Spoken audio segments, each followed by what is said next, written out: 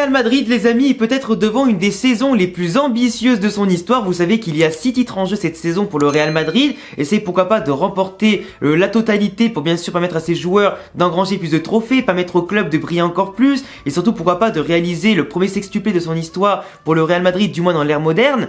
Mais surtout permettre pourquoi pas d'assouvir sa domination autant en Espagne qu'en Europe avec un collectif et un groupe de plus en plus huilés, de plus en plus heureux ensemble. En tout cas, on sait que le groupe vit bien et que autant les titulaires que les remplaçants avec la nouvelle rotation d'Ancelotti ont leur chance de briller, que tout le monde s'entend bien, que la concurrence en tout cas joue son rôle aussi dans tout ça et que les ambitions du groupe poussent bien sûr les individualités à donner le meilleur d'eux-mêmes. Sauf que cette saison, les amis, le Real Madrid, au niveau de la Liga surtout, va devoir faire face à un grand FC Barcelone qui, comme vous le savez tous, s'est beaucoup renforcé cet été avec la venue de Robert Lewandowski, de Koundé, de pas mal de grands joueurs comme ça en tout cas quasiment à chaque ligne, comme les Kessié, les Christensen, etc.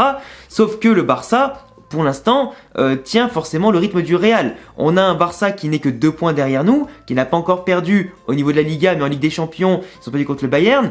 Mais pour l'instant, au niveau de la Liga, c'est un quasi sans faute pour le Real et le Barça. Le Real, pour l'instant, qui gagne tous ses matchs, qui on espère que ça va continuer comme ça après la trêve internationale et même après, bien sûr, le mondial au Qatar. Comme ça, histoire de pourquoi pas avoir le titre le plus assuré rapidement possible, enfin assuré le plus rapidement possible. Mais le Barça aura en tout cas le rôle de concurrent clé cette saison. Ils ont été dépassés ces dernières années, ils ont réussi une belle remontada l'an dernier avec une belle deuxième partie de saison. Cette année, ils ont les armes comme nous à toutes les lignes pour lutter avec une équipe A et des bons remplaçants. Donc forcément, quand on a vu leur revue d'effectifs en début de mercato et tout ça, clairement, le Barça peut être aussi puissant que le Real Madrid, voire aussi dangereux. Et moi, je vous le dis, je pense très clairement que le vainqueur de la saison de cette Liga-là pourrait très bien, les amis, battre le record de la saison 2012 du Real Madrid ou celui de la saison 2013 du Barça, c'est-à-dire égaler, voire surpasser carrément les 100 points en Liga. On a un écart qui, de base, semblait se rétrécir entre les petites équipes et les grosses équipes en Liga ces dernières saisons avec le Covid et tout ça.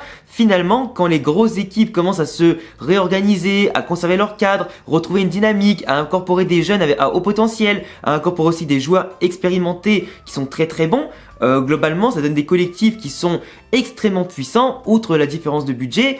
Et là, vraiment, je trouve que ces 2 dernières saisons, le Real Madrid, par exemple, commence à repartir vers l'avant, à retrouver, j'allais dire, sa vitesse de croisière et les sommets comme on l'attendait. L'an dernier, on a remporté la Liga avec 86 points. Faut pas oublier que de la saison 2010-2011 à 2017-2018, normalement, tous les champions dépassaient les 90 points. Donc, il y a quand même eu, actuellement, depuis 4-5 ans, un petit déficit de points par rapport à d'habitude.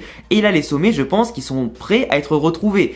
Le Barça et le Real ont les meilleurs effectifs, ont la meilleure profondeur de banc en termes de quantité-qualité. Et surtout, on a les concurrents comme le Betis Séville, comme Bilbao, comme Valence, FC Séville, etc. qui sont beaucoup moins armés. Certains comme Villarreal, Bilbao ou Betis font un bon début de saison, mais parce que pour l'instant, il n'y a quasiment qu'un match par semaine, sans compter les Coupes d'Europe bien sûr. Mais dès qu'on va avancer, je pense, après la trêve et surtout après le mondial au Qatar, là où tout va s'accélérer et où toutes les compétitions seront à leur paroxysme et où toutes les formes physiques aussi seront mises à rude épreuve, c'est là qu'on verra les équipes qui perdront le plus de points. Faut pas oublier par exemple que l'an dernier, le FC Séville avait fait la meilleure partie de saison de son histoire, ou du moins la première partie de saison de son histoire, et était quand même collé au cul du Real Madrid pendant un certain temps. Après ça, ils ont commencé à couler pour la deuxième partie de saison qu'on leur connaît.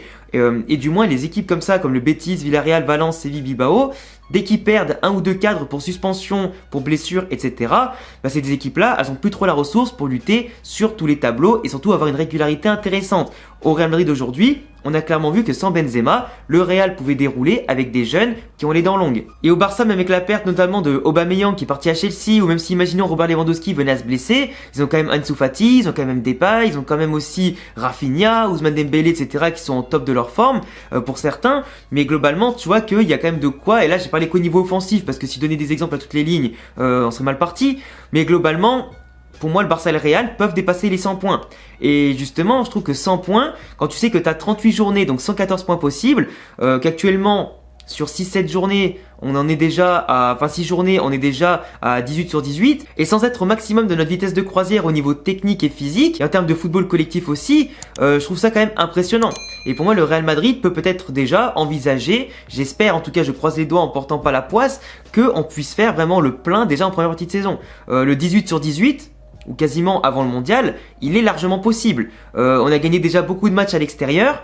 Le calendrier, bien sûr, après la trêve, sera plus ou moins favorable, même si on va affronter le FC Séville qui n'est pas au top du top et le Barça qu'on va affronter à domicile. Du coup, pas le droit à l'erreur et pas le droit à la défaite.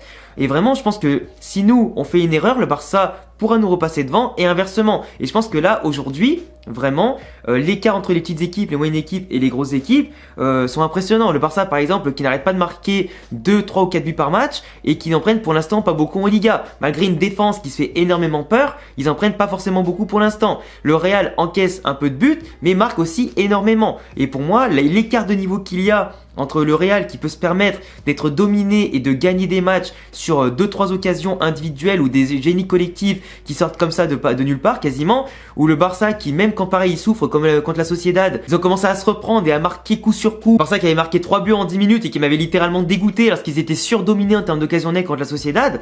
Ça montre qu'aujourd'hui, nous et le Barça, même si on est en train de plier, on aura toujours plus de ressources sur la durée d'un match, sur la durée de plusieurs matchs pour justement remporter les victoires. Et clairement aujourd'hui, je trouve que l'Atlético, on l'a clairement vu contre le Real, n'a pas du tout les armes pour lutter contre une grosse équipe comme le Real ou le Barça. Là, il y avait une domination qui était tellement nette et une supériorité de football qui était tellement nette avec des joueurs qui, comme je le répète, ne sont pas encore à leur prime de la saison. Ça montre que même si bien sûr dans le football tout peut aller très vite et tout peut basculer avec un mauvais match qui peut en entraîner un deuxième ou un troisième de suite et qui peut te bouffer une saison facilement, encore plus dans une saison très concurrentielle. On sait comment ça peut se passer, hein, les accrochages, manque d'efficacité du jour à l'autre, tout peut arriver, tu vois, des absents, des blessés, etc. Mais globalement, si le Real Madrid arrive à conserver tous ces hommes en forme, je suis très certain que autant nous que le Barça, ça va se jouer vraiment à 1 ou 2 points, mais peut-être au-dessus des 100 points. Et ça, c'est aussi lié forcément à la plupart des gros clubs ou des moyens clubs ou des petits clubs de l'Espagne qui, pour certains, n'ont pas réussi, vraiment, même dans leur quasi-globalité, n'ont pas réussi à bien recruter. Je prends le cas du FC Séville, donc quand j'en ai déjà parlé dans une vidéo qui leur était dédiée, où ils n'ont pas réussi à faire du tout le mercato qu'ils voulaient, et ils sont en train de le payer en début de saison. Et malheureusement, il y a des coachs en Liga où le discours ne passe plus, t'as des joueurs qui font de leur mieux pour l'instant, mais après, t'as des difficultés que tu peux pas surmonter, même collectivement.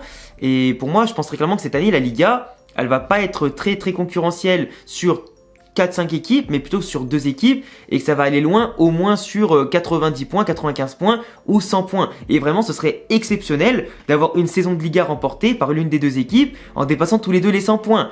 Pas que ça apporterait plus de valeur d'avoir 100 points, mais juste que ça montre que vraiment l'équipe elle a été régulière, qu'elle a rien lâché et globalement ça a été compliqué quoi. Et pour moi les classicos cette année ils vont être encore plus déterminants que d'habitude. L'an dernier ils ne l'ont pas été vu l'écart de points, mais globalement cette année je pense qu'ils vont être déterminants par rapport à la forme des 2 effectifs, par rapport à l'envie qu'il va y avoir. Le Barça veut redorer son blason après une saison blanche et une période catastrophique ces dernières années, et forcément le Real a à cœur de continuer d'écraser ses adversaires, d'écraser son rival et pourquoi pas de prendre encore plus de titres et rattraper son retard par exemple en Copa del Rey ou accentuer son avance en Liga par exemple. Et ce que j'aime beaucoup avec le groupe du Real Madrid aujourd'hui, c'est que tout le monde se sent concerné par le football, tout le monde sait que cette saison peut être extrêmement ambitieuse, peut être extrêmement riche en résultats et en succès, et les jeunes qui sont là, qui prennent le pouvoir petit à petit, connaissent leurs responsabilités en fait. Et rien de mieux je pense pour se motiver que d'avoir un grand concurrent, parce que quand t'as une équipe du moins qui écrase son championnat avec 16 points d'avance, alors bien entendu on sera content parce que du coup ça nous permettrait d'avoir le titre en poche, d'être content encore une fois de plus, de pouvoir doser les efforts en vue de la Ligue des Champions etc, ou de la Copa del Rey par exemple, qui nous fuit assez souvent celle-là, mais globalement c'est quand même bien d'avoir un effectif qui soit tout le temps concerné, qui ne prenne aucun match à la légère, sachant que le concurrent peut te passer devant à n'importe quelle journée si tu fais un faux pas. Et pour moi c'est extrêmement important pour conserver un niveau de qualité et de jeu qui permettra justement de développer encore plus l'esprit de groupe, les automatismes, encore plus ton football, pour être encore plus prêt je trouve pour la Ligue des Champions. D'un côté la concurrence en Liga est bénéfique, pour le spectacle aussi c'est bénéfique, pour le suspense c'est bénéfique, donc forcément pour autant les supporters que pour les joueurs c'est bénéfique aussi. Donc est-ce qu'à votre avis la Liga va dépasser les 100 points cette saison ? À vous de me le dire dans les commentaires. En tout cas, moi je prends les paris qu'il y a au moins une des 2 équipes qui passera les 100 points cette saison. Vous laisserez me dire ce que vous en pensez dans les commentaires. N'hésitez pas à vous abonner si vous aimez le Real Madrid, le Barça, l'Atlético, le football espagnol ou du moins le football en général et surtout mes analyses. N'oubliez pas les pouces bleus et de venir me suivre sur Instagram, sur Twitter et sur Twitch pour me parler en dehors des vidéos et suivre mon actualité et mes différents projets. Et à bientôt pour une prochaine vidéo. Ciao les gars.